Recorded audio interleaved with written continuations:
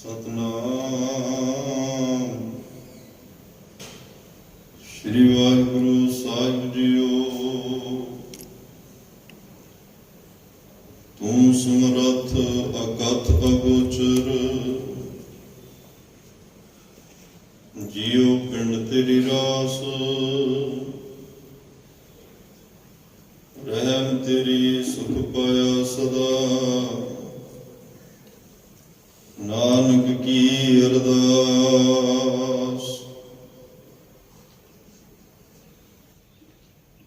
ਬਾਣੀ ਗੁਰੂ ਗੁਰੂ ਹੈ ਬਾਣੀ, ਵਿੱਚ ਬਾਣੀ ਅੰਮ੍ਰਿਤ ਸਾਰੇ। ਗੁਰਬਾਣੀ ਕਹੈ ਸੇਵਕ ਜਨ ਮਾਨੈ, ਪ੍ਰਤੱਖ ਗੁਰੂ ਨਿਸਤਾਰੇ।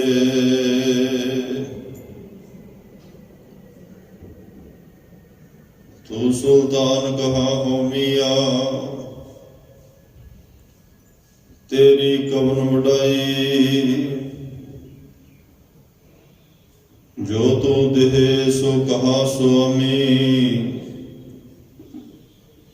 ਮੈਂ ਮੂਰਖ ਕਹਿਣ ਨਾ ਜਾਈ। ਬੇਸ਼ੁਮਾਰ ਹਥਾ ਗਣਤ ਬਤੋਲੇ, ਜਿਉਂ ਬੁਲਾਵੇ ਤਿਉ ਨਾਨਕ ਦਾਸ ਬੋਲੇ।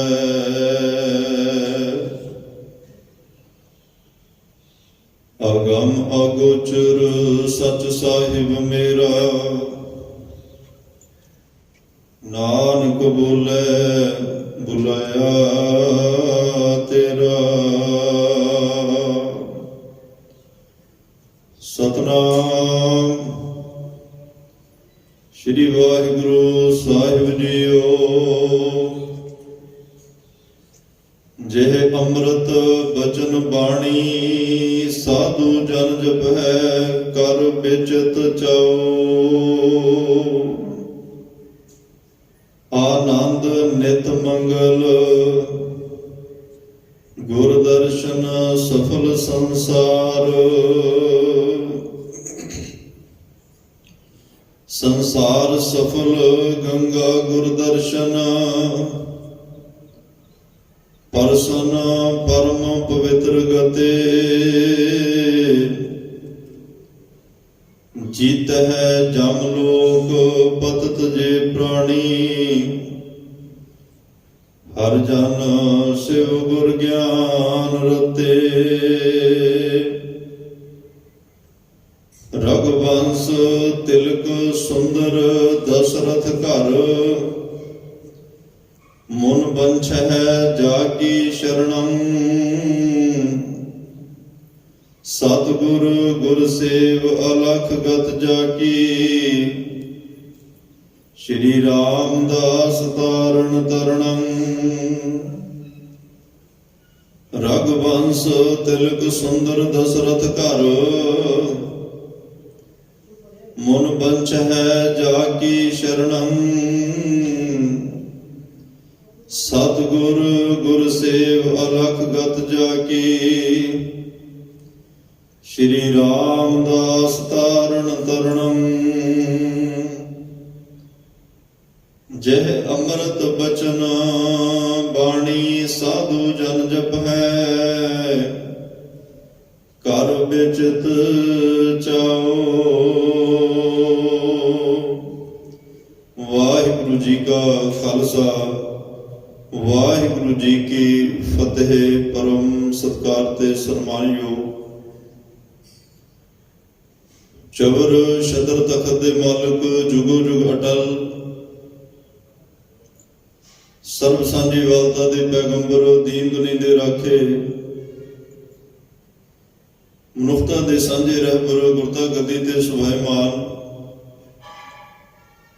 ਹਲਤ ਪਲ ਕੇ ਰੱਖੇ ਇੱਕ ਧੰਨ ਧੰਨ ਧੰਨ ਸਾਹਿਬ ਸ੍ਰੀ ਗੁਰੂ ਗ੍ਰੰਥ ਸਾਹਿਬ ਜੀ ਮਹਾਰਾਜ। ਸਾਹਿਬਾਂ ਦੀ ਅਪਾਰ ਕਿਰਪਾ ਬਖਸ਼ਿਸ਼ ਰਹਿਮਤ ਦਾ ਸਦਕਾ ਆਪ ਸਰਬੱਤ ਮਾਈ ਭਾਈ ਗੁਰਸਿੱਖ ਸੰਗਤਾਂ ਅੰਮ੍ਰਿਤ ਵੇਲੇ ਦੇ ਦੀਵਾਨਾਂ ਦੀ ਹਾਜ਼ਰੀ ਗੁਰਦੁਆਰਾ ਸਿੰਘ ਸ਼ਹੀਦਾਂ ਵਿਖੇ ਭਰ ਰਹੇ ਹੋ। ਗੁਰੂ ਗੋਦੀ ਦਾ ਆਨੰਦ ਮਾਣ ਰਹੇ ਹੋ। ਰੱਬੀ ਗੁਰਬਾਣੀ ਨਿਤਨੇਮ ਸਰਵਣ ਕੀਤੇ, ਆਸਾ ਜੀ ਕੀ ਵਾਰ ਦੇ ਕੀਰਤਨ ਸਰਵਣ ਕੀਤੇ ਉਪਰੰਤ ਚੱਲ ਰਹੀ ਸ੍ਰੀ ਗੁਰੂ ਗ੍ਰੰਥ ਸਾਹਿਬ ਮਹਾਰਾਜ ਦੀ ਲੜੀਵਾਰ ਕਥਾ ਗੁਰ ਸ਼ਬਦ ਵਿਚਾਰ ਨਾਲ, ਬ੍ਰਹਮ ਵਿਚਾਰ ਨਾਲ ਜੁੜਨ ਦਾ ਸੁਭਾਗ ਸਮਾਂ ਆਪਾਂ ਸਾਰਿਆਂ ਨੂੰ ਪ੍ਰਾਪਤ ਹੋਇਆ ਹੈ। ਆਓ ਸਾਰੇ ਰਲ ਮਿਲ ਕੇ ਇਸ ਮਿਲੇ ਹੋਏ ਸਮੇਂ ਨੂੰ ਗੁਰੂ ਕੀ ਬਾਤ ਪਾ ਕੇ ਸਤਿਗੁਰੂ ਪਾਤਸ਼ਾਹ ਦੀ ਰੱਬੀ ਰਹਿਮਤ ਦੇ ਪਾਤਰ ਬਣੀਏ। ਆਪਣੇ ਜੀਵਨ ਜ਼ਿੰਦਗੀ ਦੀਆਂ ਕੁਝ ਘੜੀਆਂ ਨੂੰ, ਕੁਝ ਪਲਾਂ ਨੂੰ ਸਫਲ ਕਰਨ ਦਾ ਯਤਨ ਕਰੀਏ।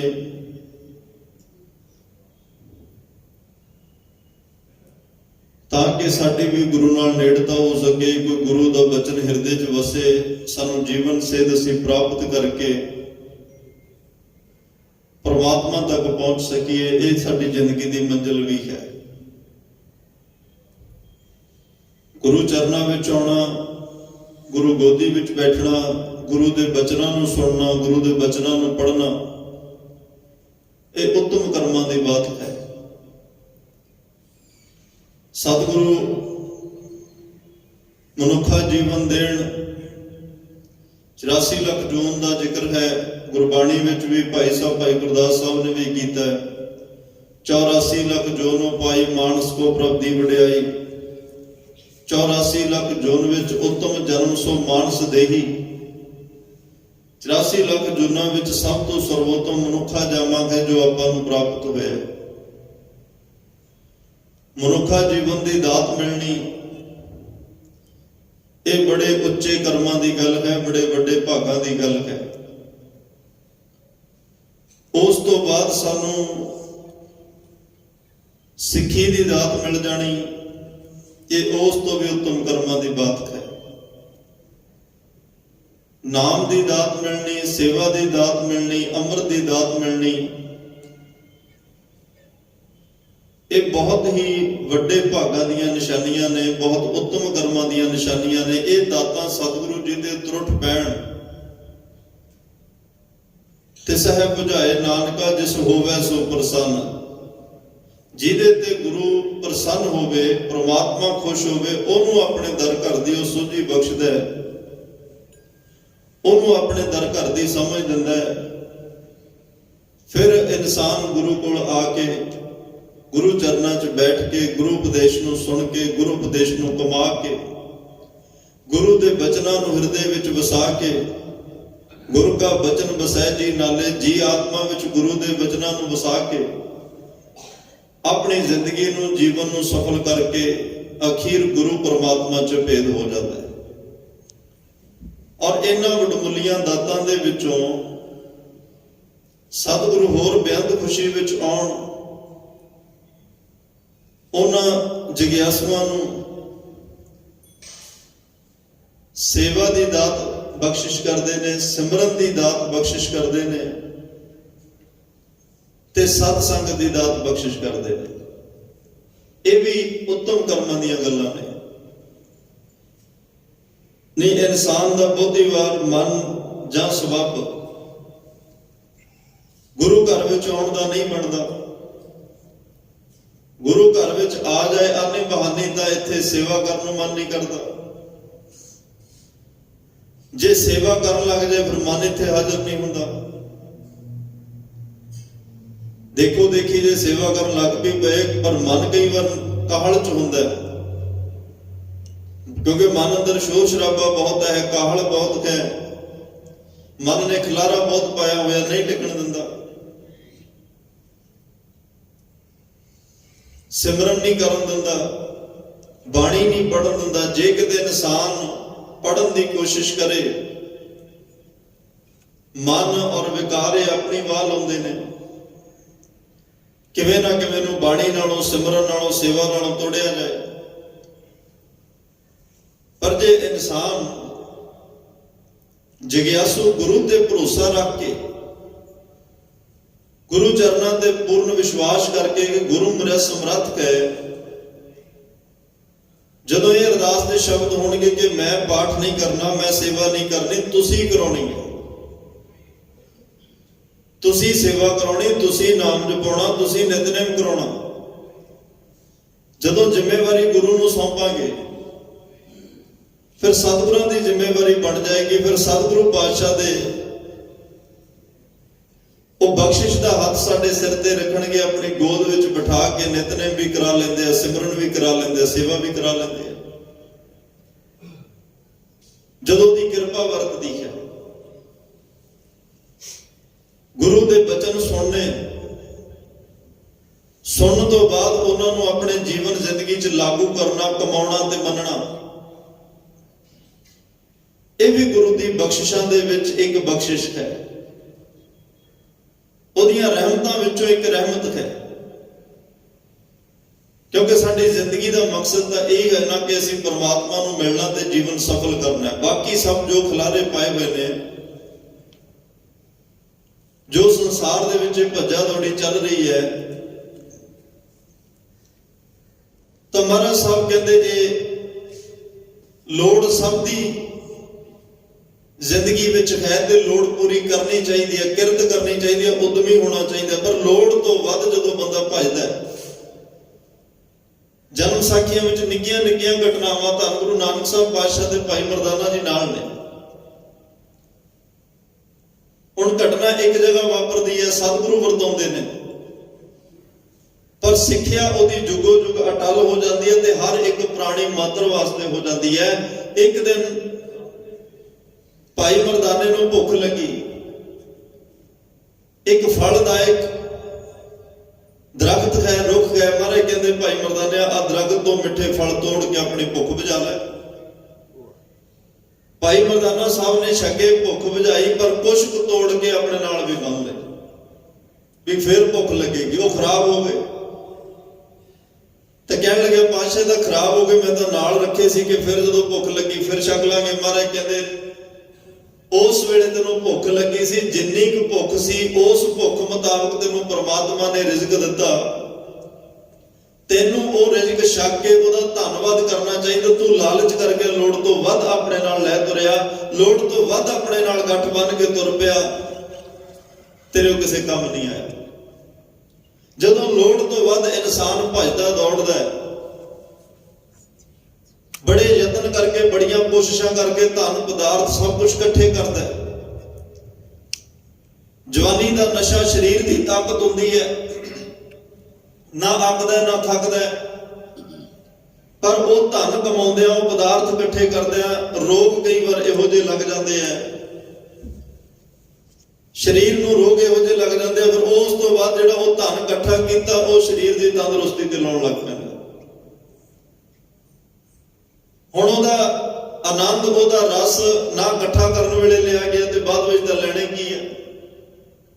ਬਾਅਦ ਵਿੱਚ ਤਾਂ ਡਾਕਟਰ ਸਭ ਕੁਝ ਬੰਦ ਕਰ ਦਿੰਦੇ ਨੇ, ਸਾਰਾ ਕੁਝ ਜ਼ਹਿਰ ਬਣ ਜਾਂਦਾ, ਸਿਰਫ ਦਵਾਈਆਂ ਤੇ ਸੁੱਕਾ ਮਿੱਸਾ ਪ੍ਰਸ਼ਾਦਾ ਰਹਿ ਜਾਂਦਾ। ਮਹਾਰਾਜ ਸਾਹਿਬ ਕਹਿੰਦੇ ਲੋੜ ਮੁਤਾਬਕ ਛਕਦਾ ਤੇਰਾ ਤਨ ਵੀ ਅਰੋਗ ਰਹਿਣਾ ਸੀ, ਕਿਉਂਕਿ ਬਾਬਾ ਹੋਰ ਖਾਣਾ ਖੁਸ਼ੀ ਖੁਆਰ, ਜਿੱਤ ਖਾਧੈ ਤਨ ਪੀੜੀਐ, ਮਨ ਮੈਂ ਚੱਲਿਆ ਵਿਕਾਰ। ਜਿੰਨੀ ਕੁ ਤਨ ਨੂੰ ਲੋੜ ਹੈ, ਜਿਹੋ ਜਿਹਾ ਪੌਸ਼ਟਿਕ ਭੋਜਨ ਚਾਹੀਦਾ ਉਨਾ ਕੁ ਛਕਦਾ, ਰੁੱਤ ਮੁਤਾਬਕ, ਮੌਸਮ ਮੁਤਾਬਕ, ਲੋੜ ਮੁਤਾਬਕ ਛਕਦਾ। ਤੇਰੇ ਸਰੀਰ ਨੇ ਅਰੋਗ ਰਹਿਣਾ ਸੀ, ਔਰ ਜੋ ਛਕਦਾ, ਜਿੰਨਾ ਕੁ ਛਕਦਾ ਉਹ ਛਕ ਕੇ ਨਾਲ ਨਾਲ ਪ੍ਰਮਾਤਮਾ ਦਾ ਸ਼ੁਕਰਾਨਾ ਕਰਦਾ ਰਹਿੰਦਾ, ਉਹਦਾ ਧੰਨਵਾਦ ਕਰਦਾ ਰਹਿੰਦਾ, ਤੇਰਾ ਇਹ ਸਰੀਰ ਅਰੋਗ ਰਹਿਣਾ ਸੀ।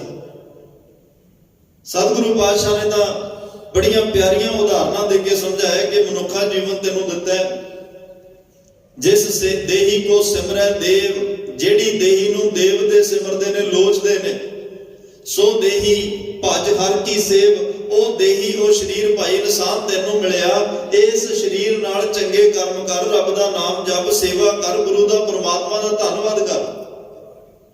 ਉਹ ਨਾਮ ਜਪਣ ਲਈ ਭਈ ਪ੍ਰਾਪਤ ਮਾਨਕ ਦੇ ਉਰੀਆ, ਗੋਬਿੰਦ ਮਿਲਣ ਕੀ ਤੇਰੀ ਬਰੀਆ।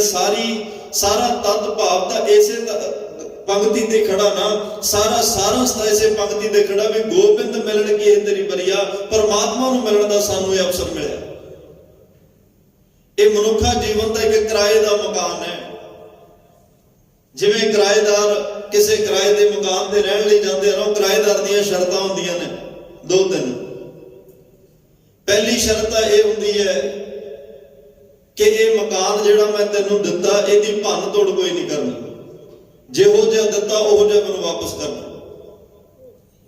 नंबर 2 ते इस किराए का हर महीने कुछ ना कुछ किराया भी देना पेगा।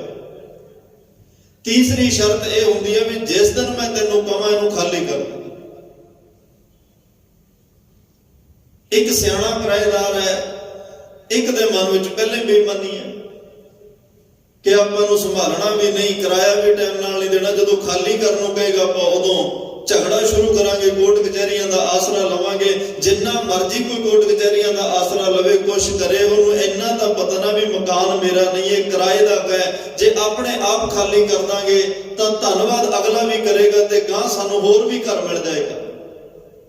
एक घर नूं नहीं किसी के कहण ते खाली करांगे तां अगला घर भी कोई नहीं दिंदा। मालिक दे कहण ते एक घर खाली कर, तैनूं 10 घर होर मिल जाणगे, वड्डा घर मिल जाएगा। जे तू नहीं भी खाली करना चाहेगा अगले ने खाली फिर भी करा लेना, क्योंकि घर ओदा है, वो मालिक है, उन्हें होर तरीके नाल खाली करा लेना। एक सियाणा किराएदार है जिहड़ा भन्न तोड़ भी कोई नहीं करता, हर महीने किराया भी दिंदा है, जदों मालिक कहता वो खाली भी कर जाता है। हुण आ शरीर किराए का घर परमात्मा ने दिता, महाराज कहते सी इहदी भन्न तोड़ कोई ना करी, पर बंदे ने भन्न तोड़ भी की। साबत सूरत रब दी भन्ने बेईमान, ये बेईमान होके ईमान तो फिर के, ईमान तो भज के, धर्म तो उल्ट के, गुरु के बचनों तो भज के इन्हें इस इमारत नूं, इस घर नूं भन्निया तोड़िया। इनू होर सोहना बनाउण वास्ते परमात्मा ने तो कोई कसर नहीं सी छड्डी इनू सोहना बनाउण लई, परमात्मा ने कोई कमी नहीं सी छड्डी इनू सोहना बनाउण लई। जिथे अखां चाहीदियां सी उत्थे अखां लाईयां, जिथे नक चाहीदा सी उत्थे नक लाया, जिथे कन्न चाहीदे सी उत्थे कन्न लाए, दंद भी सोहणे लाए, वाल भी सोहणे दिते। हर एक चीज परमात्मा ने अपने वर्गी सानूं दित्ती। जे अज साडे लम्मे सोहणे वाल ने ना, ये परमात्मा दे भी ने। जे अखां साडियां सोहणियां ने, ये रब दियां उस तो भी बड़ी वधिया ने। जे साडे दंद सोहणे ने, रब दे उस तो सोहणे ने। तेरे बंके लोयण दंत रिसाला, सोहणे नक जिन लमड़े वाला, खूब तेरी पगड़ी मीठे तेरे बोल, द्वारका नगरी काहे के मुगल। जे साडियां पग्गां सोहणियां, रब दी पग इस तो भी सोहणी, वो पग भी बंद है। भगत नामदेव साहब कह रहे हैं खूब तेरी पगड़ी। परमात्मा दे केस बहुत लंबे ने, वैसे वो निर्गुण स्वरूप है, वो निरा आकार है। कईयां दे मन च यह आएगा भी नाले कहने हो रब दिसदा नहीं, रब देखण दा विषय नहीं। ते एक पासे कह रहे ओदे वाल भी ने, ओदे नक भी है, ओदे दंद भी ने। नहीं भाई, गुर परमेश्वर एको जान, गृहस्थन में तू वड्डो गृहस्थी। परमात्मा दा आकार भी कोई नहीं ते आ सारे आकार भी परमात्मा दे। ओ निरा आकार, आकार दे विच आके पता नहीं किसके स्वरूप विच हर एक अंदर वरत रहा है। ओदा अपना आकार कोई नहीं, पर जिन्ना आ संसार दा आकार है सारा उसे दा आकार है। यह जग सच्चे की है कोठड़ी, सच्चे का विच वास। ये संसार सच्चे दा घर है, सच्चे दी कोठड़ी है ते सच्चे दा विच वास भी है। वो सारियां विच एक जोत स्वरूप होके वरत रहा है। ये सारा पसारा उसे दा है। ये सारा जो कुछ असी वेख रहे हैं, यह भी पसारा, एक खेड बाजीगर जैसे बाजी पाई, सब खलक तमाशे आई। जिवें बाजीगर एक बाजी पाउंदा ना, एक ड्रामा करदा, लोग देखण वास्ते आउंदे ने। पर कुछ घड़ियां लोग इन्ने को दे विच खुभ जाते हैं, भुल ही जाते हैं कि यह सच है या झूठ है, जां असीं घर भी जाना है। कुछ घड़ियां बाद जदों बाजीगर दा तमाशा समाप्त होंदा है ते लोग उदास होकर नीवियां पा के घरां नूं चले जाते हैं। भी मन तां बड़ा लवाया, घर जाना ही भुल गए सी, अपना काम ही भुल गए सी, इन्ना वधिया तमाशा किया। महाराज कहते ये सारा संसार एक बाजीगर दे तमाशे तरह, बाजीगर एक बाजी पाई, सब खलक तमाशे आई। धन गुरु अकाल पुरख परमात्मा एक बाजीगर की तरह यह तमाशा पा रहा है। तमाशा बनना नहीं हुंदा, तमाशा आप खेडना नहीं हुंदा, तमाशा देखना हुंदा है। ताई गुरु गोबिंद सिंह साहब महाराज ने कहा सी, देखण आयो जगत तमाशा, मैं हूं परम पुरख को दसा। देखण आयो जगत तमाशा, भाई मैं तमाशा बन नहीं आया, जो रब ने तमाशा पाया मैं वेखण आया। मैं लोगों को दसन वास्ते आया भी जो दिसै सो सगल विनाशै। ज्यों बादर की छाई, ਜਿਹੜਾ ਕੋਈ ਤੁਸੀਂ ਵੇਖ ਰਹੇ ਹੋ ਬੱਦਲਾਂ ਦੀ ਛਾਂ ਤਰ੍ਹਾਂ ਹੈ, ਇਹ ਸਭ ਕੁਝ ਮਥੈਨਾ ਹੈ, ਇਹ ਸਭ ਕੁਝ ਨਾਸ਼ਵੰਤ ਹੈ, ਸਭ ਕੁਝ ਨੇ ਚਲੇ ਜਾਣਾ। ਇੱਕ ਤਮਾਸ਼ੇ, ਇੱਕ ਸੁਪਨੇ ਦੀ ਤਰ੍ਹਾਂ ਹੈ। ਜਗ ਜੀਵਨ ਕੈਸਾ ਸੁਪਨੇ ਜੈਸਾ, ਜੀਵਨ ਸੁਪਨ ਸਮਾਨਮ। ਤੁਸੀਂ ਉਸ ਪਰਮਾਤਮਾ ਨਾਲ ਜੁੜੋ ਜਿਹੜਾ ਸਦੀਵ ਕਾਲ ਸੱਚ ਰਹਿਣ ਵਾਲਾ ਹੈ, ਜਿਹੜਾ ਪਰਮਾਤਮਾ ਜੁਗੋ ਜੁਗ ਅਟਲ ਹੈ, ਜਿਹੜਾ ਨਾ ਨਾਸ਼ ਹੋਣ ਵਾਲਾ ਹੈ, ਅਬਨਾਸ਼ੀ ਹੈ, ਜਿਹੜਾ ਸਦੀਵ ਇੱਕ ਰਸ ਵਿੱਚ ਹੋ ਕੇ ਵਰਤ ਰਿਹਾ ਹੈ, ਨਾ ਬਾਦ ਹੈ, ਨਾ ਘਾਟ ਹੈ, ਨਾ ਘਾਟ ਬਾਦ ਹੋਤ ਹੈ। ਉਹ ਜਿਸ ਦਿਨ, ਜਿਹੜਾ ਪਹਿਲੇ ਦਿਨ ਤੋਂ ਜਿਵੇਂ ਸੀ ਅੱਜ ਵੀ ਉਵੇਂ ਤੇ ਰਹਿੰਦੀ ਦੁਨੀਆ ਤੱਕ ਉਹਨੇ ਉਵੇਂ ਰਹਿਣਾ। ਉਹਦੇ ਵਿੱਚ ਕੋਈ ਬਾਦ ਘਾਟ, ਕੋਈ ਵੱਡਾ ਛੋਟਾ, ਕੋਈ ਫਰਕ ਨਹੀਂ ਪੈ ਰਿਹਾ। ਇੱਕ ਸਾਰਤਾ ਨਾਲ ਮਹਾਰਾਜ ਕਹਿੰਦੇ ਵਰਤ ਰਿਹਾ। ਜੋ ਕੁਝ ਦੇਖ ਰਹੇ ਆ ਇਹ ਸਭ ਕਾਲ ਦੇ ਵਸ ਹੈ, ਇਹਨਾਂ ਇੱਕ ਦਿਨ ਨਾਸ਼ ਹੋ ਜਾਣਾ ਹੈ। ਇੱਕ ਦਿਨ ਇਹ ਸਭ ਕੁਝ ਸਮੇਂ ਨਾਲ ਬਿਰਸ ਜਾਣਾ ਹੈ। ਜਿਹੜਾ ਅੱਜ ਬਣਿਆ ਉਹਨੇ ਢਹਿਣਾ ਹੈ, ਜਿਹੜਾ ਅੱਜ ਪੈਦਾ ਹੋਇਆ ਉਹਨੇ ਜਾਣਾ ਹੈ। ਜਿਹਨੂੰ ਅੱਜ ਜਨਮ ਮਿਲਿਆ, ਜਨਮ ਤਾਂ ਹੈ ਹੀ ਮੌਤ ਦੀ ਨਿਸ਼ਾਨੀ। ਮੌਤ ਉਸੇ ਦੀ ਹੁੰਦੀ ਹੈ ਨਾ ਜਿਹਨੂੰ ਜਨਮ ਮਿਲਦਾ। ਜੇ ਜਨਮ ਨਾ ਮਿਲਦਾ ਫਿਰ ਮੌਤ ਕਿੱਥੋਂ ਹੋਣੀ ਸੀ। ਖੈਰ ਮਹਾਰਾਜ ਕਹਿੰਦੇ ਭਾਈ ਇਹ ਮਨੁੱਖਾ ਜੀਵਨ ਦਿੱਤਾ, ਇਹ ਕਿਰਾਏ ਦਾ ਮਕਾਨ ਹੈ। ਸਿਆਣਾ ਕਿਰਾਏਦਾਰ ਕੀ ਕਰਦਾ ਹੈ? ਉਹ ਇਸ ਦਿੱਤੇ ਹੋਏ ਘਰ ਨੂੰ ਸਾਂਭ ਸੰਭਾਲ ਕੇ ਰੱਖਦਾ। ਪਰਮਾਤਮਾ ਨੇ ਆਪਣੇ ਵਰਗਾ ਸਰੂਪ ਦਿੱਤਾ। ਹੁਣ ਜਿਹੜੀਆਂ ਜਾਤ ਪਾਤ ਧਰਮਾਂ ਦੀਆਂ ਵੰਡੀਆਂ ਉਹ ਸੰਸਾਰ ਵਿੱਚ ਦੁਨੀਆ 'ਚ ਪਈਆਂ ਨੇ। ਕਿਸੇ ਵੀ ਧਰਮ ਦੇ ਵਿੱਚ ਇਨਸਾਨ ਜੰਮਿਆ ਹੋਵੇ, ਚਲੋ ਸਾਡਾ ਸਿੱਖੀ ਸਰੂਪ ਹੈ, ਸਾਡੇ ਨਾਮ ਨਾਲ ਸਿੰਘ ਤੇ ਕੌਰ ਲੱਗਦਾ। ਸਾਡੇ ਘਰਾਂ ਵਿੱਚ ਬੱਚਾ ਆਵੇ, ਅਸੀਂ ਅਕਸਰ ਕਹਿੰਦੇ ਹਾਂ ਜੀ ਸਿੱਖਾਂ ਦੇ ਘਰ ਵਿੱਚ ਬੱਚਾ ਜੰਮਿਆ। ਪਰ ਧੰਨ ਗੁਰੂ ਨਾਨਕ ਸਾਹਿਬ ਨੇ ਕੈਸਾ ਨਿਰਮਲ ਪੰਥ ਚਲਾਇਆ। ਪਰਮਾਤਮਾ ਵਰਗਾ ਸਰੂਪ ਦਿੱਤਾ ਸਾਨੂੰ, ਕੋਈ ਵੱਖਰਾ ਨਹੀਂ, ਪਰਮਾਤਮਾ ਵਰਗਾ ਸਰੂਪ ਦਿੱਤਾ। ਜੇ ਅੱਜ ਸਾਡੇ ਕੇਸ ਨੇ ਤਾਂ ਪੁਰਾਤਨ ਜਿਹੜੇ ਮਹਾਂਪੁਰਸ਼ ਰਿਸ਼ੀ ਮੁਨੀ ਪੀਰ ਪੈਗੰਬਰ ਸਭ ਕੇਸਾਧਾਰੀ ਸਨ। ਸਾਰਿਆਂ ਦੇ ਕੇਸ ਹਨ ਕਿਉਂਕਿ ਪਰਮਾਤਮਾ ਦੇ ਕੇਸ ਨੇ। ਤੇਰੇ ਬੰਗੇ ਲੋਹਣ ਦੰਦ ਰਿਸਾਲਾ, ਸੋਹਣੇ ਨੱਕ ਦੇ ਲੰਬੜੇ ਵਾਲਾ ਪੁੱਤ ਜਿਹੜਾ ਹੁੰਦਾ ਹੈ ਉਹ ਅਕਸਰ ਪਿਓ ਤੇ ਜਾਂਦਾ, ਆਪਣੇ ਮਾਪਿਆਂ ਤੇ ਜਾਂਦਾ ਹੈ। ਸਾਡਾ ਮਾਈ ਬਾਪ ਪਰਮਾਤਮਾ ਹੈ ਤੇ ਉਹਨੇ ਆਪਣੀ ਅੰਸ਼, ਆਪਣੀ ਔਲਾਦ ਸਾਨੂੰ ਬਣਾਇਆ ਤੇ ਅਸੀਂ ਵੀ ਉਹਦੇ ਵਰਗੇ ਹੀ ਆ ਨਾ। ਸਾਡਾ ਵੀ ਰੰਗ ਰੂਪ ਨਸਲ ਸਭ ਕੁਝ ਉਹਦੇ ਵਰਗਾ। ਉਹਨੇ ਤਾਂ ਹੀ ਆਪਣੀ ਜੋਤ ਟਿਕਾਈ ਹੈ, ਤਾਂ ਹੀ ਆਪਣੇ ਗੁਣ ਟਿਕਾਏ ਨੇ। ਬਸ ਇਹ ਗੁਣ ਗਲੇ ਉਦੋਂ, ਇਹ ਗੁਣ ਖਤਮ ਉਦੋਂ ਹੋਏ। ਹਰ ਬਿਸਰਤ ਤੇਰੇ ਗੁਣ ਗਲਿਆ। ਜਿਵੇਂ ਜਿਵੇਂ ਪਰਮਾਤਮਾ ਨੂੰ ਭੁੱਲਦੇ ਗਏ ਤੇ ਗੁਣ ਵੀ ਖਤਮ ਹੁੰਦੇ ਗਏ। ਜਿਵੇਂ ਜਿਵੇਂ ਪਰਮਾਤਮਾ ਭੁੱਲਦਾ ਗਿਆ, ਹਰ ਬਿਸਰਤ ਸਦਾ ਖੁਆਰੀ। ਪਰਮਾਤਮਾ ਭੁੱਲਦਾ ਗਿਆ, ਖੁਆਰੀ ਹੁੰਦੀ ਗਈ। ਦੁੱਖ ਤਦੇ ਜਾਂ ਵਿਸਰ ਜਾਵੇ। ਅੱਜ ਦੁੱਖ ਲੱਗਣ ਦਾ ਮੁੱਢ ਕਾਰਨ ਕੀ ਹੈ? ਦੁੱਖ ਲੱਗਣ ਦਾ ਕੌਜ਼ ਕੀ ਹੈ? ਅੱਜ ਇਨਸਾਨ ਦੁਖੀ ਹੈ ਨਾ, ਉਹਨੂੰ ਇਹ ਨਹੀਂ ਪਤਾ ਲੱਗਦਾ ਵੀ ਦੁੱਖ ਆ ਕਿਉਂ ਰਹੇ ਨੇ। ਦੁੱਖ ਲੱਗਣ ਦਾ ਕਾਰਨ ਭਾਈ ਪਰਮਾਤਮਾ ਨੂੰ ਭੁੱਲਣਾ। ਦੁੱਖ ਤਦੇ ਜਾਂ ਵਿਸਰ ਜਾਵੇ।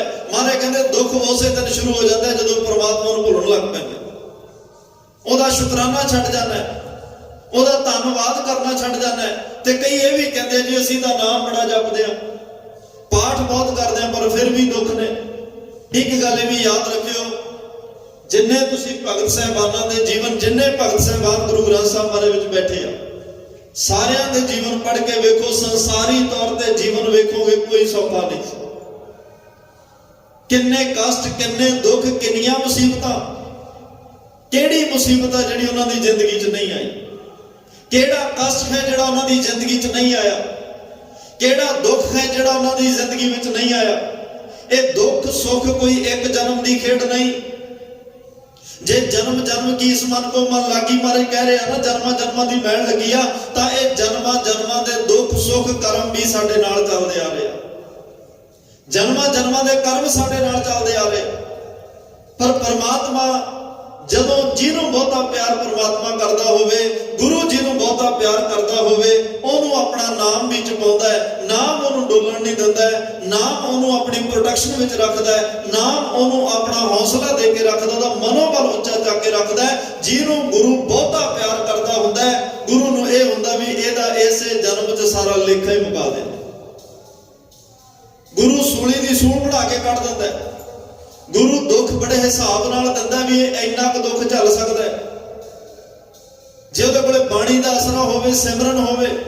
ਧੰਨ ਗੁਰੂ ਗੋਬਿੰਦ ਸਿੰਘ ਸਾਹਿਬ ਪਾਤਸ਼ਾਹ ਨੇ ਜ਼ਿੰਦਗੀ ਵਿੱਚ ਸੰਸਾਰਕ ਤੌਰ ਤੇ ਵੇਖੋ 2 ਸਾਲ ਪਰਿਵਾਰ ਸਮੇਤ, ਸਾਰਾ ਪਰਿਵਾਰ 2 ਸਾਲ ਸਿਰਫ ਇਕੱਠਾ ਰਿਹਾ। ਬਾਕੀ ਸਮਾਂ ਤਾਂ ਖੇਰੂ ਰਿਹਾ, ਜੰਗਾਂ ਯੁੱਧਾਂ ਵਿੱਚ ਰਿਹਾ। ਸਾਰਾ ਪਰਿਵਾਰ ਵਾਰਿਆ ਗਿਆ, ਕੁਰਬਾਨ ਹੋ ਗਿਆ। ਇਸ ਦੇਸ਼ ਕੌਮ ਪੰਥ ਉੱਪਰ ਦੀ ਸਾਰਾ ਸਰਮਾ ਸਵਾਰ ਦਿੱਤਾ। ਧੰਨ ਗੁਰੂ ਅਰਜਨ ਦੇਵ ਪਾਤਸ਼ਾਹ ਸੁਖਮਨੀ ਸਾਹਿਬ ਨੂੰ ਉਚਾਰਨ ਕਰਦੇ ਆ। ਸੁਖਮਨੀ ਸਾਹਿਬ ਅਸੀਂ ਕਹਿੰਦੇ ਆ ਜੀ ਸੁੱਖਾਂ ਦੀ ਮਣੀ। ਸਭ ਤੋਂ ਵੱਧ ਸੁਖਮਨੀ ਸਾਹਿਬ ਦਾ ਪਾਠ ਕੀਤਾ ਜਾਂਦਾ ਸੰਸਾਰ ਵਿੱਚ। ਸਿੱਖ ਵੀ ਕਰਦੇ ਆ, ਗੈਰ ਸਿੱਖ ਵੀ ਕਰਦੇ ਆ, ਵੀ ਇਹ ਸਾਨੂੰ ਸੁੱਖ ਦਿੰਦੀ ਆ। ਪਰ ਧੰਨ ਗੁਰੂ ਅਰਜਨ ਦੇਵ ਪਾਤਸ਼ਾਹ ਨੇ ਸੁਖਮਨੀ ਸਾਹਿਬ ਦਾ ਉਚਾਰਨ ਕੀਤਾ। ਪਰ ਜੇ ਸਰੀਰਕ ਤੌਰ ਤੇ ਵੇਖੀਏ ਧੰਨ ਗੁਰੂ ਅਰਜਨ ਦੇਵ ਪਾਤਸ਼ਾਹ ਨੂੰ ਵੀ ਤਵੀਆਂ ਤੇ ਬਿਠਾਇਆ ਗਿਆ। ਉਹ ਜਿਹੜੀ ਬਾਣੀ ਉਚਾਰ ਕੇ ਗਏ, ਤੇਰਾ ਕੀਆ ਮਿੱਠਾ ਲੱਗੈ ਹਰ ਨਾਮ ਪਦਾਰਥ ਨਾਨਕ ਮੰਗੈ। ਰੱਬ ਦੇ ਕੀਤੇ ਨੂੰ ਮਿੱਠਾ ਕਰਕੇ ਕਿਵੇਂ ਮੰਨਣਾ? ਰੱਬ ਦੇ ਕੀਤੇ ਵਿੱਚ ਕੋਈ ਉਹਦੀ ਰਜ਼ਾ ਦੇ ਵਿੱਚ ਰੁਕਾਵਟ ਨਹੀਂ ਪਾਉਣੀ, ਰੱਬ ਦੀ ਮਰਜ਼ੀ ਦੇ ਖਿਲਾਫ ਨਹੀਂ ਜਾਣਾ। ਗੁਰੂ ਅਰਜਨ ਸਾਹਿਬ ਨੇ ਤਵੀ ਤੇ ਬੈਠਣ ਲੱਗਿਆ ਅੱਗ ਨੂੰ ਇੱਕ ਗੱਲ ਕਹੀ ਸੀ, ਅੱਗ ਮੈਂ ਸੁਣਿਆ ਤੇਰਾ ਮੇਰੇ ਤੋਂ ਪਹਿਲਾਂ 2 ਜਾਣੇ ਧਰਮੀ ਬੰਦਿਆਂ ਨਾਲ ਪਹਿਲਾਂ ਵੀ ਵਾਸਤਾ ਪਿਆ। ਇੱਕ ਜਦੋਂ ਨਮਰੂਦ ਦੀ ਕਚਹਿਰੀ ਵਿੱਚ ਲੈ ਕੇ ਆਏ ਨੇ ਇਸਲਾਮ ਧਰਮ ਦੇ ਪੈਗੰਬਰ ਨੂੰ, ਉਥੇ ਗਰਮ ਕੋਲੇ ਦੀਆਂ ਅੰਗਿਆਰਾਂ ਦੇ ਉੱਤੇ ਤੁਰਨ ਵਾਸਤੇ ਕਿਹਾ ਤੇ ਉਹਨਾਂ ਦਾ ਇਤਿਹਾਸ ਕਹਿੰਦਾ ਵੀ ਉਹਨੇ ਅਰਦਾਸ ਕੀਤੀ, ਰੱਬਾ ਤੇ ਕੋਲਿਆਂ ਦੇ ਕਿਵੇਂ ਤੁਰਾਂਗਾ? ਜੇ ਅੱਜ ਕੋਲਿਆਂ ਦੇ ਨਾ ਤੁਰਿਆ ਗਿਆ ਤੇਰੇ ਨਾਮ ਨੂੰ ਲਾਜ ਲੱਗੇਗੀ। ਉਹਨਾਂ ਦੀ ਸਾਖੀ ਕਹਿੰਦੀ ਆ ਕਿ ਉਹ ਕੋਲੇ ਫੁੱਲ ਬਣ ਗਏ ਸਨ। ਅੱਗ ਦਾ ਸੁਭਾਅ ਬਦਲਿਆ।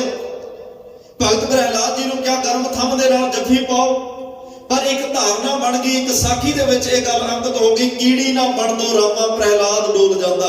ਰੱਬ ਨੇ ਕੀੜੀ ਬਣ ਕੇ ਥੰਮ ਦੇ ਆਲੇ ਦੁਆਲੇ ਗੇੜਾ ਦਿੱਤਾ ਤੇ ਪ੍ਰਹਿਲਾਦ ਨੂੰ ਅਹਿਸਾਸ ਕਰਾ ਦਿੱਤਾ, ਪ੍ਰਹਿਲਾਦ ਜੇ ਇਹ ਥੰਮ ਕੀੜੀ ਦਾ ਕੁਛ ਨਹੀਂ ਵਿਗਾੜ ਸਕਿਆ ਤੈਨੂੰ ਵੀ ਕੁਛ ਨਹੀਂ ਕਹਿੰਦਾ।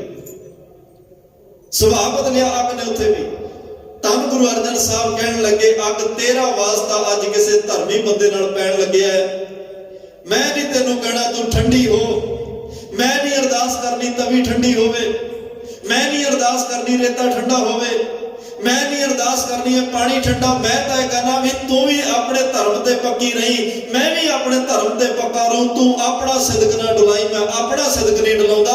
ਅੱਜ ਜਿੰਨਾ ਤੇਰੇ ਤੋਂ ਗਰਮ ਹੋਇਆ ਜਾਂਦਾ ਤੂੰ ਓਨੀ ਗਰਮ ਹੋ, ਕਿਉਂਕਿ ਤੇਰਾ ਵਾਸਤਾ ਅੱਜ ਇੱਕ ਧਰਮੀ ਬੰਦੇ ਨਾਲ ਪੈਣ ਲੱਗੇ। ਰੱਬ ਦੀ ਰਜ਼ਾ ਨੂੰ ਮੰਨਿਆ। ਕਹਿਣ ਤੋਂ ਭਾਵ ਦੁੱਖ ਉਦੋਂ ਸ਼ੁਰੂ ਹੁੰਦੇ ਆ ਜਦੋਂ ਰੱਬ ਵਿਸਰਦਾ, ਰੱਬ ਚੇਤੇ ਹੋਵੇ। ਗੁਰੂ ਪਾਤਸ਼ਾਹ ਨੇ ਫਿਰ ਵੇਖਣਾ ਵੀ ਮੇਰੇ ਨਾਲ ਜੁੜਿਆ, ਡੋਲਣੇ ਨੂੰ ਮੈਂ ਦੇਣਾ ਨਹੀਂ। ਜਿੰਨੇ ਇਹਦੇ ਜਨਮਾਂ ਜਨਮਾਂ ਦੇ ਦੁੱਖ ਨੇ ਮੈਂ ਇਸੇ ਜਨਮ ਚ ਮੁਕਾ ਕੇ ਇਹਨੂੰ ਆਪਣੇ ਘਰ ਵਿੱਚ ਥਾਂ ਦੇ ਦਿਆਂ। ਮੈਂ ਬੇਨਤੀ ਕਰ ਰਿਹਾ ਸੀ, ਇੱਕ ਜਿਹੜਾ ਕਿਰਾਏਦਾਰ ਹੈ ਇਹ ਸਰੀਰ ਨੂੰ ਭੰਨਦਾ ਤੋੜਦਾ, ਕਿਰਾਇਆ ਕੀ ਦੇਣਾ ਸੀ ਇਹ ਸਰੀਰ ਦਾ? ਇਸ ਕਿਰਾਏ ਦੇ ਮਕਾਨ ਦਾ ਕਿਰਾਇਆ ਦੇਣਾ ਸੀ। ਥੋੜਾ ਥੋੜਾ ਹਰ ਵੇਲੇ ਸਵੇਰ ਸ਼ਾਮ ਉਹਦਾ ਸ਼ੁਕਰਾਨਾ ਕਰਨਾ ਸੀ। ਇਹ ਕਿਰਾਇਆ ਹੈ। परमात्मा ने जिन्हें शरीर दिता ना, असी शुकराना रूप धन्नवाद रूप का किराया देना सी। ना शुक्रे बंदे किराया देने तो भी भज गए। एक तो साबत सूरत रब दी भन्ने बेईमान, ये शरीर नूं भन्निया तोड़िया, इस घर नूं भी ना संभालिया ते दूसरा किराया भी ना दिता। ते तीसरी पातशाह कहते मेरी शर्त सी जिद्दे कमा ये घर खाली कर नहीं, उस दिन भी वो घर खाली करने लई तैयार नहीं। किते उन्होंने डर सी, कोर्ट कचहरियां च भज्जिया, उन्होंने मौत का डर सी, वो डॉक्टरां कोल भज्जिया, वो अपनी प्रोटेक्शन लई गनमैन नाल लैके घुम्या बीमार ना जावे, घर खाली करने लई तैयार नहीं। पातशाह कहते जिथे मर्जी भज, मौत ने बाहरों नहीं होना, तेरे अंदर ही मैं उटका के रखी हुई है। मौत तो तेरे अंदर बैठी है, जिथे मर्जी भज ला, जिस दिन वो समा आ गया मौत ने ले जाना है, मौत ने ले जाना तेन, उन्हें छड्डना नहीं, क्योंकि अंदर बैठी है। जेड़े परमात्मा के भाणे में चलण वाले आ, वो इस शरीर दे इस किराए दे घर शरीर नूं सांभ के रखदे आ, भन्न तोड़ कोई नहीं करते। साबत सूरत इनू रखते ने। किसी भी घर में किसी धर्म दे विच बच्चा जन्मे, ओदे केस ना कटो, ओदे वाल ना कटो, ते जदों वाल होणगे वाल ढकण लई दस्तार बन्नेगा, पटका बन्नेगा, कुछ भी करेगा ना। दस्तारधारी टोपियां तो घट लेंदे आ ना, जिन्हां दे केस होण टोपियां घट लेंदे आ। चलो ये अज ट्रेंड बनया होया, किते किते नौजवान लेंदे आ, पर बहुतात गिणती केसां वाले बच्चे परने जां दस्तारां सजाउंदे आ, दमाले सजाउंदे आ। ते वो किसी भी धर्म का होवे, रब ने देखो गुरु नानक साहब ने कैसा धर्म सानू बख्शिया, कैसी दिख, कैसा लिबास, कैसा स्वरूप देता, रब वर्गा स्वरूप है जी। वो किसी धर्म का बच्चा होवे, ओदे केस ना कटो, वाल भी उवें रहन दो, कल दाढ़ी आएगी दाढ़ी भी उवें रहन दो। वो गली महल्ले च तुरिया जाता होवे, देखण वाले लोग की कहणगे सिखां दा बच्चा जा रहा, धर्म कोई होवे, क्योंकि महाराज ने स्वरूप इहो जिहा दिता। बादशाह कहते तू अपने हिसाब नाल इहनूं कट वढ करके दुनिया नूं दस दिता भी जिहदे इवें वाल कट्टे होण दा आ धर्म, जिहदे इवें वाल होण दा आ धर्म, जिहदे पिछे नूं होण दा आ धर्म, जिहने इदां रखण। तू वालां ਪਰਮਾਤਮਾ ਦੀਆਂ ਵੱਡੀਆਂ ਪद्धਤੀਆਂ। ਮੈਂ ਤਾਂ ਤੈਨੂੰ ਪਰਮਾਤਮਾ ਵਰਗਾ ਹੀ ਬਣਾਇਆ ਸੀ, ਪਰਮਾਤਮਾ ਦਾ ਸਰੂਪ ਤੈਨੂੰ ਦਿੱਤਾ ਸੀ। ਜੇ ਤੂੰ ਉਸੇ ਸਰੂਪ ਨੂੰ ਸਾਂਭ ਕੇ ਰੱਖਦਾ, ਨਾਮ ਜਪਦਾ, ਬਾਣੀ ਪੜ੍ਹਦਾ, ਤੇਰੇ ਵਿੱਚੋਂ ਹੀ ਲੋਕਾਂ ਨੇ ਰੱਬ ਦੇ ਦਰਸ਼ਨ ਕਰ ਲੈਣੇ ਸੀ। ਐਵੇਂ ਥੋੜੀ ਗੁਰੂ ਗੋਬਿੰਦ ਸਿੰਘ ਮਹਾਰਾਜ ਨੇ ਕਿਹਾ ਸੀ, ਖਾਲਸਾ ਮੇਰੋ ਰੂਪ ਹੈ ਖਾਸ, ਖਾਲਸੇ ਮੈਂ ਹਾਂ ਕਰੋ ਨਿਵਾ। ਖਾਲਸਾ ਹੀ ਭਾਈ ਮੇਰਾ ਸਰੂਪ ਹੈ, ਜਿਹਨੇ ਮੇਰੇ ਦਰਸ਼ਨ ਕਰਨੇ ਮੇਰੇ ਖਾਲਸੇ ਵਿੱਚੋਂ ਕਰ ਲੈ, ਕਿਉਂਕਿ ਮੇਰਾ ਸਰੂਪ ਹੈ, ਮੇਰੇ ਵਰਗਾ ਹੈ। ਤਾਂ ਮਹਾਰਾਜ ਸਾਹਿਬ ਨੇ ਸਾਨੂੰ ਇਹ ਪਰਮਾਤਮਾ ਵਰਗਾ ਸਰੂਪ ਦਿੱਤਾ ਸੀ। ਅੱਜ ਇਸ ਗੱਲ ਨੂੰ ਸਮਝਣ ਦੀ ਲੋੜ ਹੈ ਕਿ ਅਸੀਂ ਰੱਬ ਦੀ ਔਲਾਦ ਹਾਂ, ਪਰਮਾਤਮਾ ਦੀ ਅੰਸ਼ ਹਾਂ। ਪਰਮਾਤਮਾ ਸਾਡਾ ਮਾਂ-ਬਾਪ ਹੈ, ਜਿਹੜਾ ਜੁਗੋ ਜੁਗ ਅਟਲ ਰਹਿਣ ਵਾਲਾ।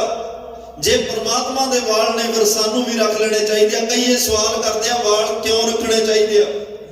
ਪਰ ਸਵਾਲ ਇਹ ਹੋਣਾ ਚਾਹੀਦਾ, ਇਹ ਨਾ ਪੁੱਛੋ ਵੀ ਤੁਸੀਂ ਕਿਉਂ ਰੱਖਦੇ ਹੋ, ਇਹ ਪੁੱਛੋ ਵੀ ਤੁਸੀਂ ਕਟਾਉਂਦੇ ਕਿਉਂ। ਰੱਖਣ ਦਾ ਤਾਂ ਨਹੀਂ, ਇਹ ਤਾਂ ਪਰਮਾਤਮਾ ਦੀ ਦਾਤ, ਅਸੀਂ ਤਾਂ ਸੰਭਾਲਣਾ ਗਏ, ਅਸੀਂ ਇਹਦੀ ਸਾਂਭ ਸੰਭਾਲ ਕਰਨੀ ਆ। ਰੱਖਣ ਦਾ ਤਾਂ ਸਵਾਲ ਹੀ ਨਹੀਂ, ਸਵਾਲ ਤਾਂ ਇਹ ਵੀ ਤੁਸੀਂ ਕੱਟਦੇ ਕਿਉਂ।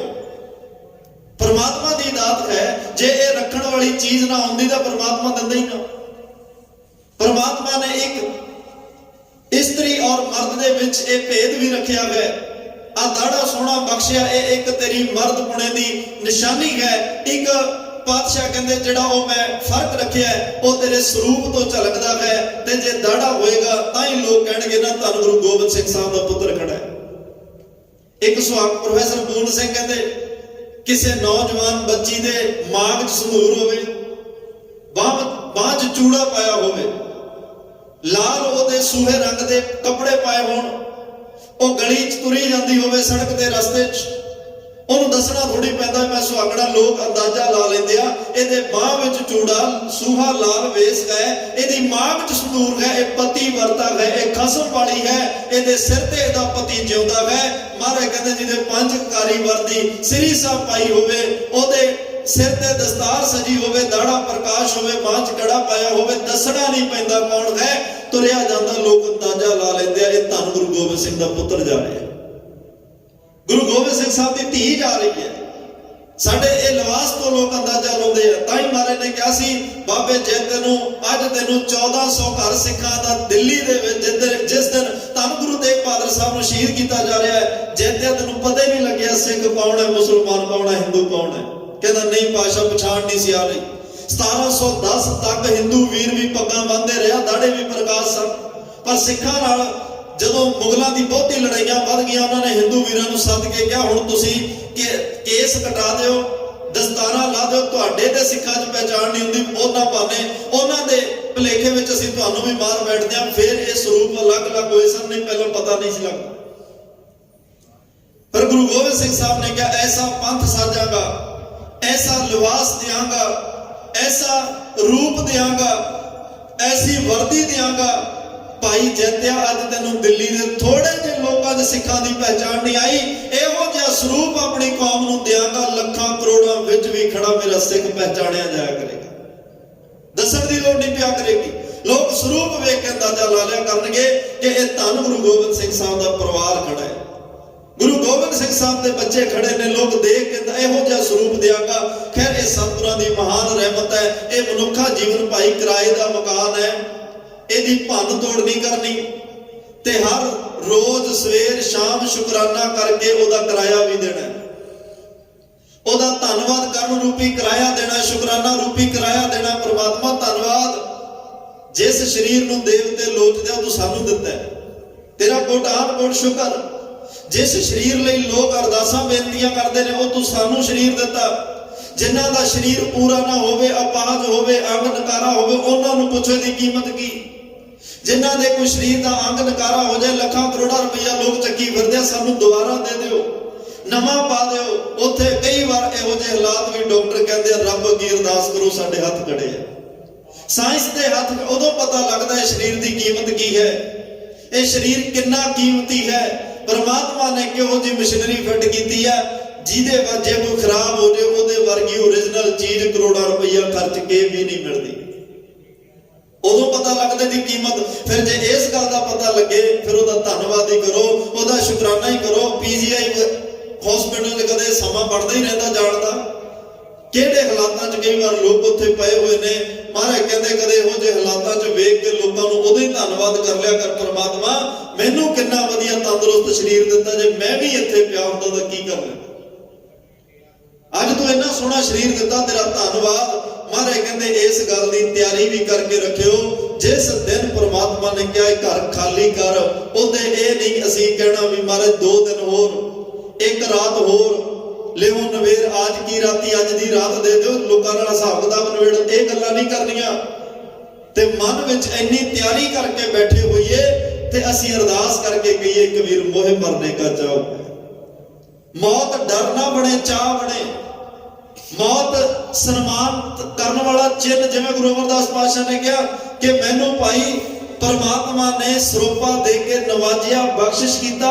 ਮੌਤ ਵਾਲੇ ਦਿਨ ਨੂੰ ਉਹ ਸਨਮਾਨਿਤ ਦਿਨ ਕਹਿ ਰਿਹਾ ਕਿ ਪਰਮਾਤਮਾ ਨੇ ਸਨਮਾਨ ਚਿੰਨ੍ਹ ਦੇ ਕੇ ਮੈਨੂੰ ਆਪਣੇ ਘਰ ਵਿੱਚ ਬੁਲਾ ਲਿਆ।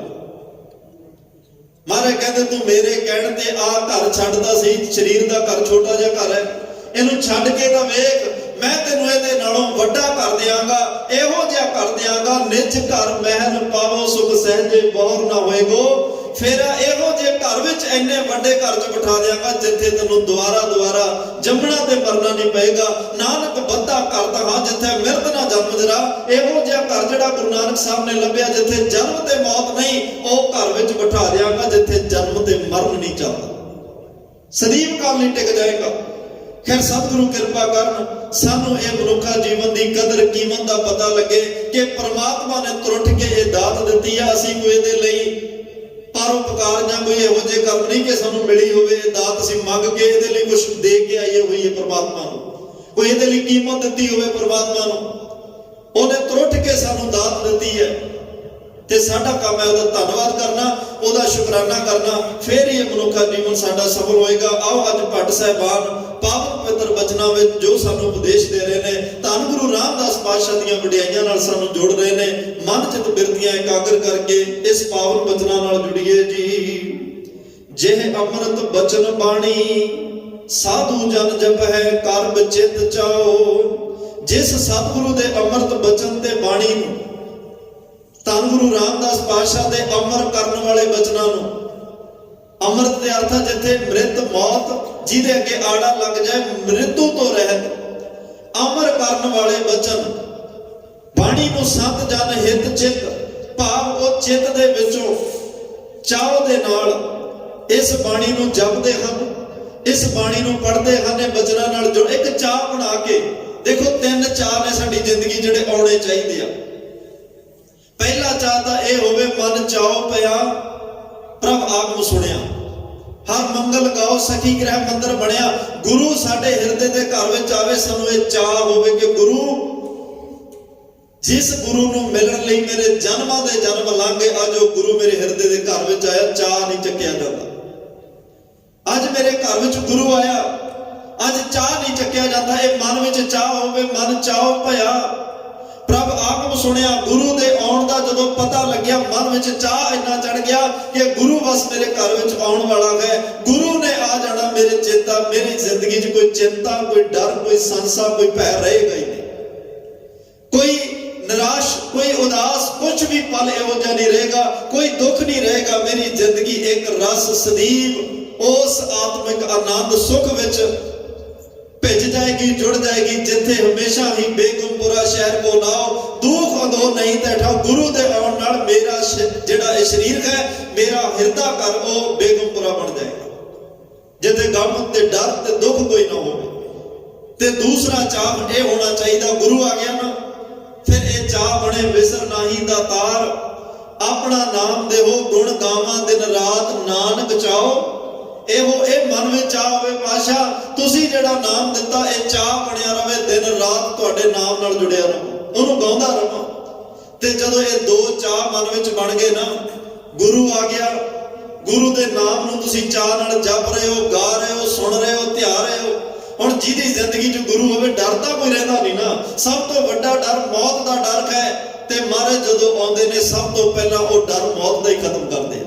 ਇਸ ਘਰ ਦੀ ਸ਼ੁਰੂਆਤ ਹੀ ਮੌਤ ਤੋਂ ਹੈ। ਪਹਿਲਾ ਮਰਨ ਕਬੂਲ, ਜੀਵਨ ਕੀ ਛਟਾ ਜੋ ਤੋ ਪ੍ਰੇਮ ਖੇਲਣ ਕਾ ਚਾਓ, ਸਿਰ ਧਰ ਤਲੀ ਗਲੀ ਮਰੀਆ ਧੰਨ ਗੁਰੂ ਨਾਨਕ ਸਾਹਿਬ ਵੇਈ ਨਦੀ ਚੋਂ ਨਿਕਲ ਕੇ ਸ਼ਮਸ਼ਾਨ ਘਾਟ ਵਿੱਚ ਜਾਂਦੇ ਆ।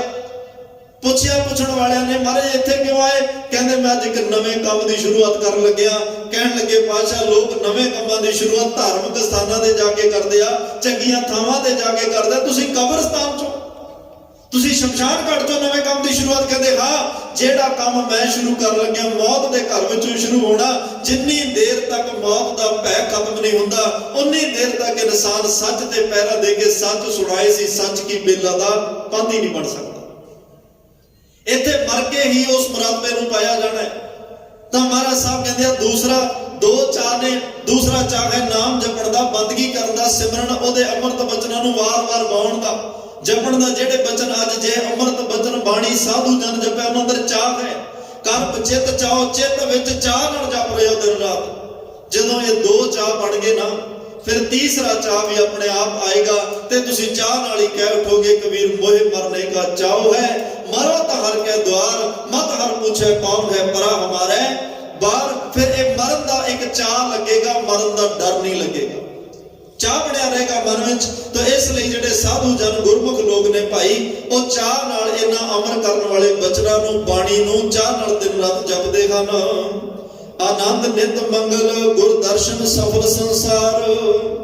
ਕਹਿੰਦੇ ਨੇ ਉਸ ਗੁਰੂ ਦਾ ਦਰਸ਼ਨ ਸੰਸਾਰ ਵਿੱਚ ਫਲਦਾਇਕ ਹੈ ਅਤੇ ਨਿਤ ਹੀ ਆਨੰਦ ਤੇ ਮੰਗਲ ਦੇਣ ਵਾਲਾ ਹੈ।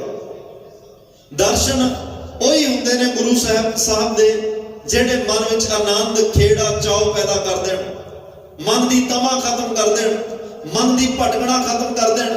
ਤਨ ਮਨ ਹੋਏ ਨਿਹਾਲ ਜਾਂ ਗੁਰਦੇਖਾਂ ਸਾਹਮਣੇ। ਗੁਰੂ ਦੇ ਦਰਸ਼ਨ ਤਾਂ ਹੀ ਸਫਲਦਾਇਕ ਹੋਣਗੇ ਨਾ ਜੇ ਤਨ ਤੇ ਮਨ ਨਿਹਾਲ ਹੋ ਜਾਏ। ਜਿਹਨੂੰ ਵੇਖ ਕੇ ਤਨ ਮਨ ਨਿਹਾਲ ਨਾ ਹੋਵੇ ਗੁਰੂ ਨਹੀਂ ਹੋ ਸਕਦਾ।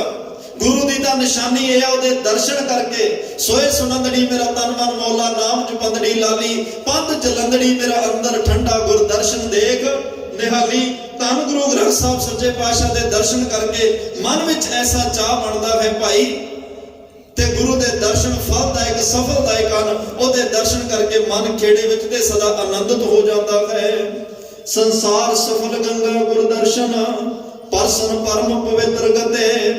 ਕਹਿੰਦੇ ਨੇ ਸੰਸਾਰ ਵਿੱਚ ਸਤਿਗੁਰੂ ਦਾ ਸਫਲ ਦਰਸ਼ਨ ਗੰਗਾ ਜਲ ਦੀ ਨਿਆਈ ਹੈ। ਜਿਵੇਂ ਸਨਾਤਨ ਮਤ ਵਾਸਤੇ ਗੰਗਾ ਤੇ ਜਾਣਾ, ਇਸ਼ਨਾਨ ਕਰਨਾ ਉਹਨਾਂ ਲਈ ਇੱਕ ਫਲਦਾਇਕ ਸਫਲਦਾਇਕ ਤੇ ਇੱਕ ਬੜਾ ਮਹੱਤਵਪੂਰਨ ਹੈ, ਤੇ ਸਾਡੇ ਲਈ ਗੁਰੂ ਦੇ ਦਰਸ਼ਨ ਹੀ ਗੰਗਾ ਦਾ ਇਸ਼ਨਾਨ, ਗੁਰੂ ਦੇ ਦਰਸ਼ਨ ਹੀ ਗੰਗਾ ਦੇ ਤਰ੍ਹਾਂ ਪਾਕ ਪਵਿੱਤਰ ਹਨ। ਤੇ ਸਾਡੇ ਲਈ ਸਭ ਕੁਝ ਸਾਡਾ ਗੁਰੂ ਹੈ, ਕਿਉਂਕਿ ਗੁਰੂ ਦਾ ਦਰਸ਼ਨ ਪਰਸਨ ਵਾਲੇ ਪਰਮ ਪਵਿੱਤਰ ਗਤੀ ਨੂੰ ਪ੍ਰਾਪਤ ਹੋ ਜਾਂਦੇ ਹਨ।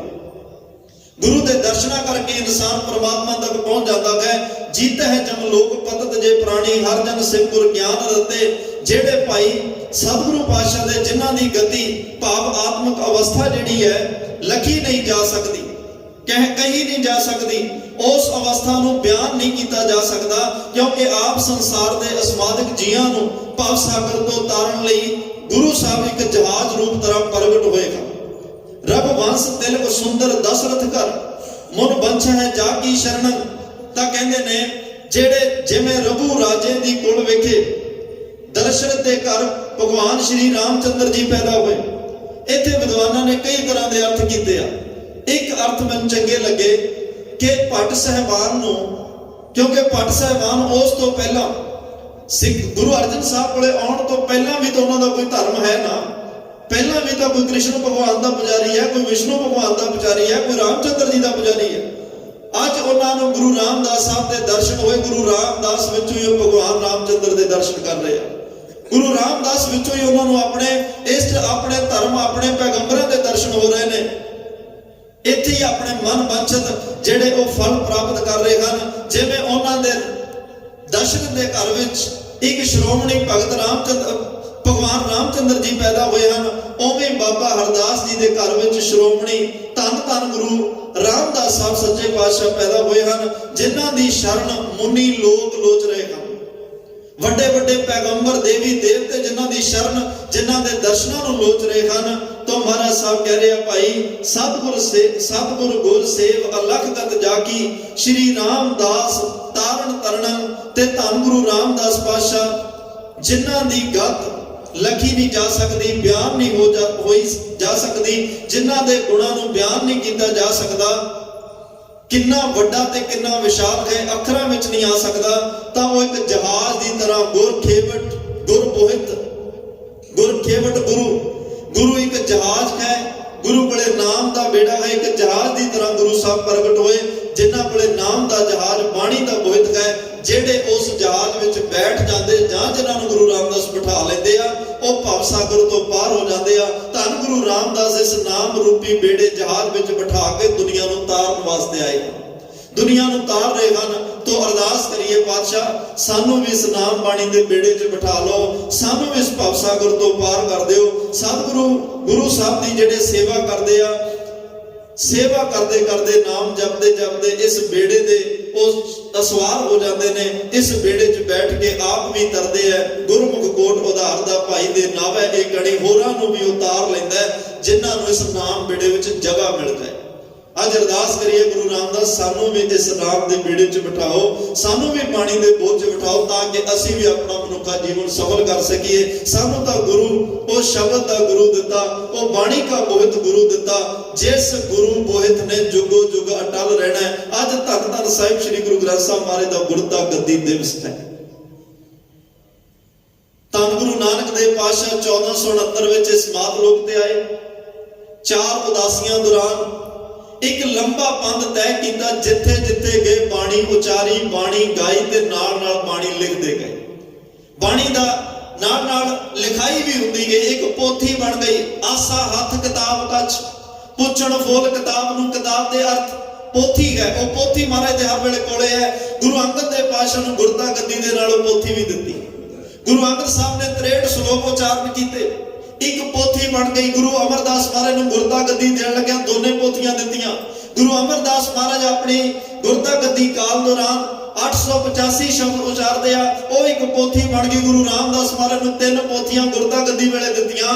ਗੁਰੂ ਰਾਮਦਾਸ ਮਹਾਰਾਜ ਨੇ 645 ਸ਼ਬਦ ਉਚਾਰੇ, ਉਹ ਵੀ ਇੱਕ ਪੋਥੀ ਬਣ ਗਈ। ਉਹ 4 ਪੋਥੀਆਂ ਧੰਨ ਗੁਰੂ ਅਰਜਨ ਸਾਹਿਬ ਦੀ ਝੋਲੀ ਪਾਈਆਂ। ਗੁਰੂ ਅਰਜਨ ਸਾਹਿਬ ਮਹਾਰਾਜ ਆਏ, 2312 ਸ਼ਬਦ ਗੁਰੂ ਅਰਜਨ ਸਾਹਿਬ ਨੇ ਉਚਾਰੇ, ਉਹ ਵੀ ਪੋਥੀ ਬਣੀ। ਉਹਨਾਂ ਨੇ ਗੁਰੂ ਹਰਗੋਬਿੰਦ ਸਾਹਿਬ ਪਾਤਸ਼ਾਹ ਨੂੰ ਇਹ ਬਖਸ਼ਿਆ। ਧੰਨ ਗੁਰੂ ਅਰਜਨ ਦੇਵ ਮਹਾਰਾਜ ਸਾਹਿਬ ਨੇ ਤਾਂ ਫਿਰ ਇੱਕ ਬਾਣੀ ਦੀ ਸੰਪਾਦਨਾ ਕਰਕੇ ਇੱਕ ਵੱਡੀ ਬੀੜ, ਇੱਕ ਸੰਗ੍ਰਹਿ ਤਿਆਰ ਕਰਕੇ ਸਾਨੂੰ ਆਦ ਗੁਰੂ ਗ੍ਰੰਥ ਸਾਹਿਬ ਬਖਸ਼ ਦਿੱਤਾ। ਗੁਰੂ ਦਾ ਦੇਖੋ ਅੱਜ ਦਾ ਦਿਨ ਜਿਹੜਾ ਹੈ, ਇਹ ਗੁਰਤਾ ਗੱਦੀ ਦਾ ਦਿਨ। ਬਾਣੀ ਗੁਰੂ ਨਾਨਕ ਸਾਹਿਬ ਤੋਂ ਲਿਖਣੀ ਸ਼ੁਰੂ ਹੋਈ, ਪੋਥੀ ਰੂਪ ਵਿੱਚ ਆਈ। ਮੈਂ ਵੀ ਕਹਾਂ ਕਿ ਗੁਰੂ ਗ੍ਰੰਥ ਸਾਹਿਬ ਦਾ ਪਹਿਲਾ ਨਾਮ ਪੋਥੀ ਸਾਹਿਬ ਹੈ। ਗੁਰੂ ਅਰਜਨ ਸਾਹਿਬ ਨੇ ਜਿਹੜੀ ਬਾਣੀ ਇਕੱਤਰ ਕੀਤੀ, ਉਸ ਦਿਨ ਬਾਣੀ ਦਾ ਨਾਮ ਆਦ ਗ੍ਰੰਥ ਸਾਹਿਬ ਪੈ ਗਿਆ। ਗ੍ਰੰਥ ਸਾਹਿਬ ਪਿਆ।